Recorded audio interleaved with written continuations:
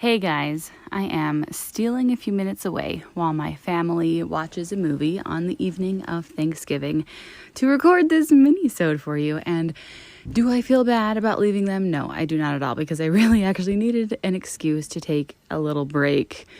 It's been a very long day. And my first thought for this mini-sode is that we are an accumulation of all of the things that happen to us. Like all of the events of Thanksgiving and all of the things that have happened to us throughout all of November, which for me was quite a rocky roller coaster of a month. We are the culmination of all of the things that happen to us. But what's even more important than the specific events that occur in our lives is the way that we perceive them. It's the filter through which we decide to translate the events of our lives. That's what actually really is the most important. It's the lens through which we see all of the things.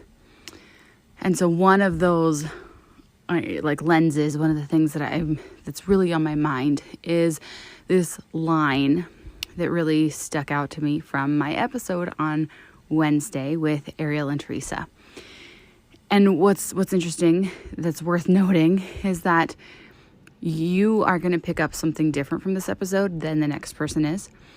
And we're all going to pick up what we need. We're all going to single out the line, the phrase, the words that we most need in the moment. So even though I recorded that interview with Ariel and Teresa back mid-October, it didn't really strike me what I said until I was editing it and re-listening to it to air it on Wednesday. And this thing that I said really, really struck me. And it's just been sitting with me ever since. And I don't have the quote. I can't remember it at the moment. But it was something along the lines of, we can't really be free until we do the deep inner work. And the more that we do this deep inner work, the more free that we can become. The more that we recognize our patterns, the more that we can really see ourselves, the more free we can become. And this has just really been sitting with me because it is so true. And I had a huge realization on Tuesday of another pattern within myself that has been holding me back. And I think that the more that we can do this for ourselves, the more that we can pay attention to our patterns and really see ourselves and open our eyes to the way that we've been conditioned, to the way that we've, been so programmed in our lives to see ourselves in a specific way, and then question that and go, is that necessary? Is it true? Is it helpful? Do I need to live from that lens, or can I change it? Is that really who I want to be? And then when we get to decide who we want to be, that's where our power comes in. So on Tuesday, I spoke at Toastmasters, I've been in Toastmasters for a year and a half-ish, and now I've been president for the last six-ish months. And speaking regularly in front of people has been such a confidence builder for me. It has changed me in so many ways. But I just recently redid my whole website. So A, go check that out because it's really awesome. But B, as I went through, I remade my speaker reel. And I went through all of the videos because I've filmed all of my speeches at Toastmasters. And I went through all the video footage and found the best moments. And also, going through and watching every speech I've ever done in Toastmasters was very, very eye-opening. But one of the things that I noticed that was sort of on a subconscious level until I spoke at Toastmasters this last Tuesday, this thing really, really hit home. The content of my speech it was a new introduction for a new path, which is not really important, but I was talking about my song that is actually out when this airs, it'll be today. It's Friday the 29th is when, I don't know what Christmas is, but Christmas time is here, is officially released, available on all platforms.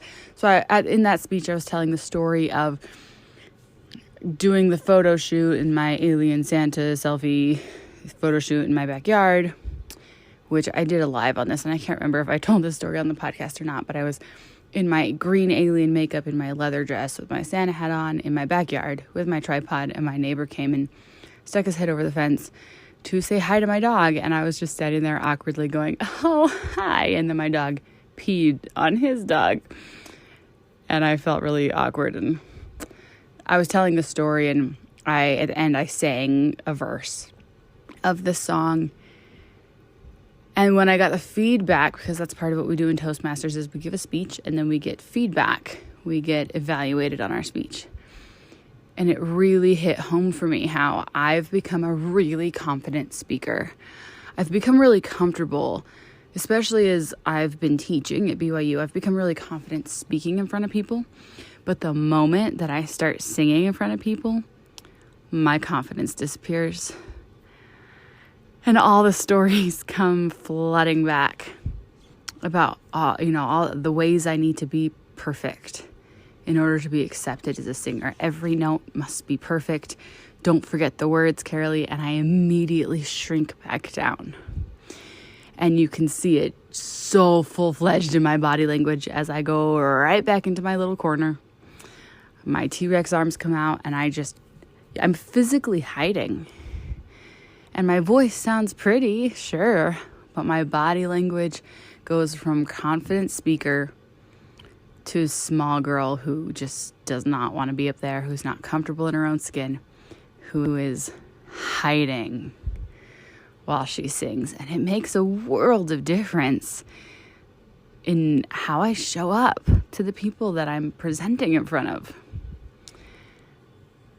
And it was just this realization, and I've seen it. I saw it in every speech that I chose to sing in, which was not all of my speeches in Toastmasters. It was only a handful of them. But I saw it over and over and over again. Every time I sang, my body language completely shifted. And I spoke about this last week in my podcast, so sorry if it's just come back up again, but it's the thing that's on my mind right now. We often, I think as people, have ways in which we've overcome our patterns, and then there'll be there'll be some ways in which we haven't. And sometimes those ways in which we haven't are the big things that we really want to achieve in this world, but those are the things that are holding us back the very most. I heard this thing in passing. It was completely out of context. And it was, when you're told you're bad at something enough times, you start to believe it. And it just struck me right to the heart, because I realized how much, as I had been practicing singing as a child and practicing for my voice lessons and being criticized for not getting the notes perfect and just over and over and over again. And then my internal voice telling myself it wasn't enough. I wasn't fitting into the boxes that I thought I had to fit in to be good enough. Instead of letting myself just be me, I kept trying to make myself be a pop singer, which I'm really not.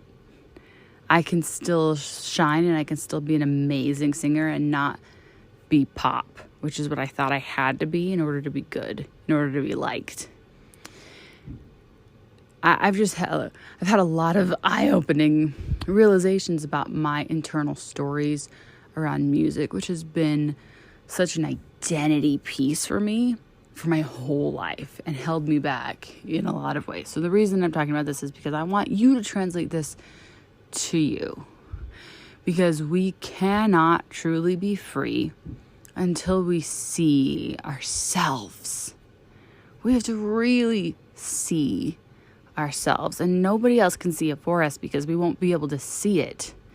If somebody else were to point this stuff out to me, even a week ago, 2 weeks ago, a year ago, they maybe did. Like, I would not have been able to accept it until I saw it for myself. That's the point. You have to be willing to see yourself, both in the ways where you are such a divine, loved, incredible being, and also the ways in which you are holding yourself back. But that's also the key, because you are the only one holding yourself back. You are the ticket to your own freedom. You hold the key. And you always have. But it starts by seeing yourself. That's been my big eye-opening realization this week. So I'm going to end there. I hope that felt as powerful for you as it did for me. But before I wrap up, I'm getting interrupted already.